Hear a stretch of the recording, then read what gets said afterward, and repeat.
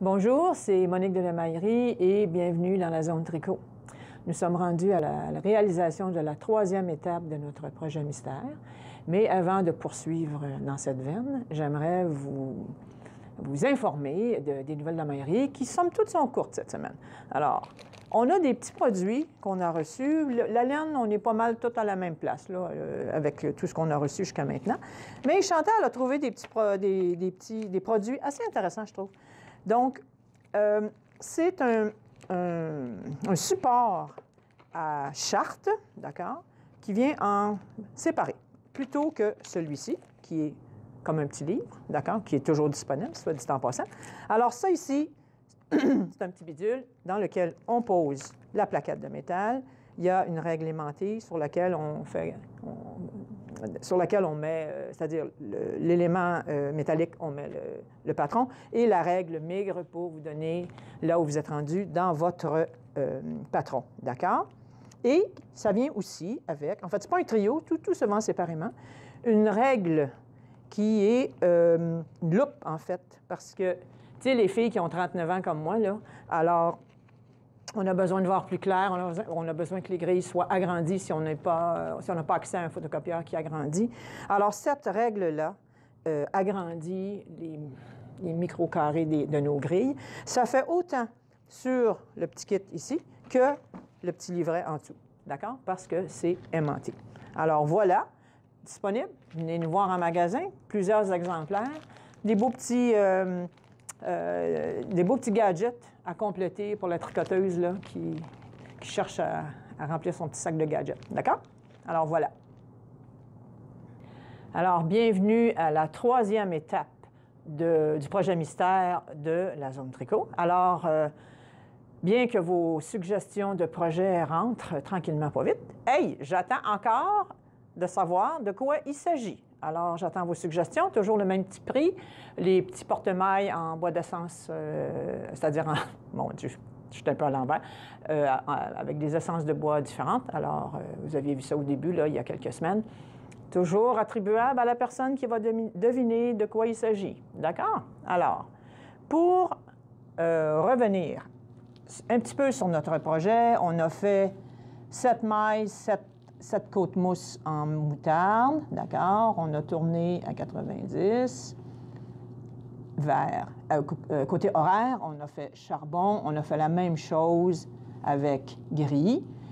Et à partir d'ici, on n'a pas gardé la dernière maille, on l'a tout simplement tricoté et rabattu, mais on a commencé à tourner contre horaire, donc vers la gauche. Comme ceci. On a fait ce carré jaune, moutarde, on a fait cette bande grise et on a fait l'autre bande grise. D'accord? Fait qu'on est rendu là. Alors, ça serait comme ça. Donc, si on continue dans la même veine, on tourne toujours contre horaire, donc vers la gauche, et on relève avec la couleur charbon la totalité des mailles qui sont ici. D'accord? Vous savez comment? Je ne le ferai pas, là, j'ai déjà amorcé quelques rangs ici. Donc, ça donne 7 plus 14 plus 7. OK? Donc, 28 mailles. Ça va? Toujours à la recherche des 7 côtes mousse. D'accord? Alors, avec la magie, c'est ceci. On les a réalisés. D'accord?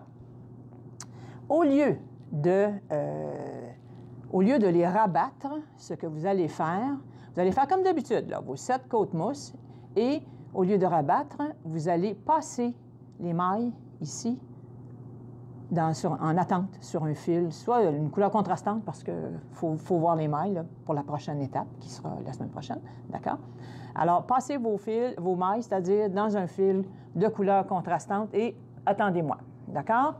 Et après ça, bien, on continue toujours contre horaire, on relève 7, 14, 28 dans la couleur moutarde, et on s'en va dans cette direction-là.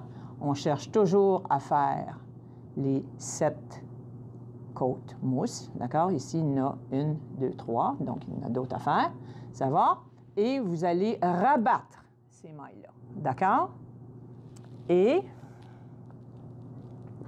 encore avec la magie, donc on a fait notre carré moutarde qu'on a rabattu. La dernière maille est ici, d'accord?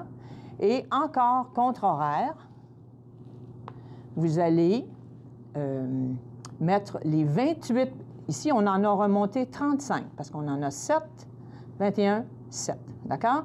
Alors, on en a 35 au total. On va mettre les 28 premières en attente, comme on a fait de l'autre côté. D'accord? Alors, puisque je n'ai pas tout à fait terminé, je vous montre comment. Donc, on glisse les mailles à l'envers. Pourquoi à l'envers? Parce que ça ne change pas le sens de la maille. D'accord? Donc, 2, 4, 6, il m'en manque une. J'en ai 8. 2, 4, 6. Il en reste 7. Donc, je les mets en attente. D'accord?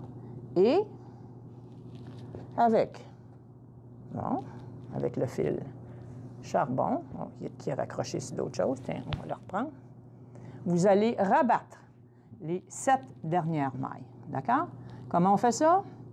Alors, ici, on pique. On est toujours sur l'endroit, hein? D'accord? Ancrez-vous. Ça, c'est le bout facile. Alors, la première, comme vous avez appris, là, les dernières fois qu'on l'a fait ensemble. Alors, on laisse toujours une partie de la maille là et on rabat tout de suite. On fait la même chose. On laisse une partie de la maille et on rabat la première sur la deuxième. Et on fait ça jusqu'à la fin, jusqu'à ce qu'il n'y ait plus de maille. D'accord? Alors, voilà. Toujours pour les mêmes raisons qu'on tient la maille, la maille ici partiellement en attente, là, c'est que ça donne un petit peu d'aisance et ça fait un rang qui est moins serré. D'accord? Alors voilà. Oups. Ici. Ici, on peut casser, couper et on tire ici. D'accord? Alors ici, vous avez mis vos 28 mailles en attente et vous avez rabattu les 7 dernières. Laissez-vous ici un fil d'à peu près une quinzaine de pouces, d'accord? Parce qu'on a un dessin pour ce fil-là la prochaine fois. Je pourrais peut-être vous montrer l'envers de ce projet où il y a beaucoup de fils. Alors, et puisque moi, j'aime tellement ça, rentrer des fils, en tout cas, je vous montre comment le faire.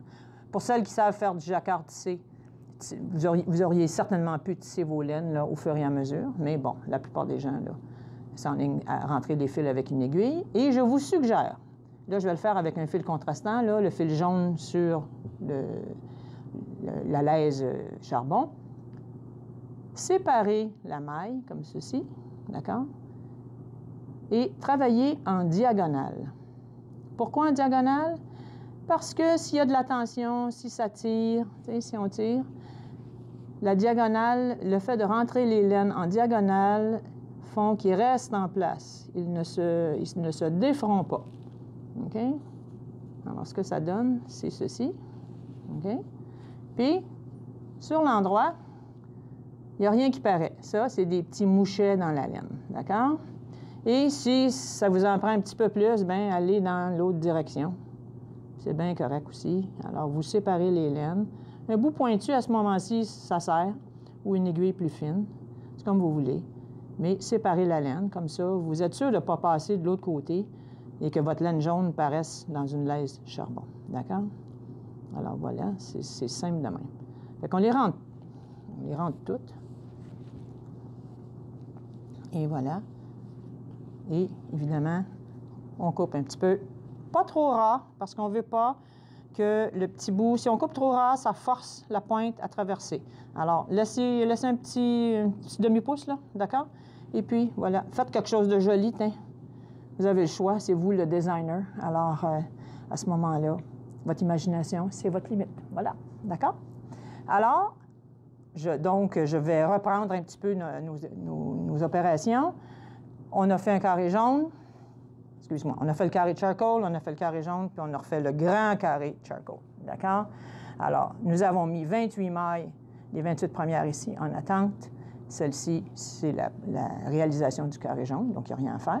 Ici, on a mis les 28 premières en attente sur un fil contrastant. D'accord? Et nous avons rabattu les 7 dernières pour le projet mystère de la zone de cette semaine. Voilà. À la semaine prochaine. Tourlou!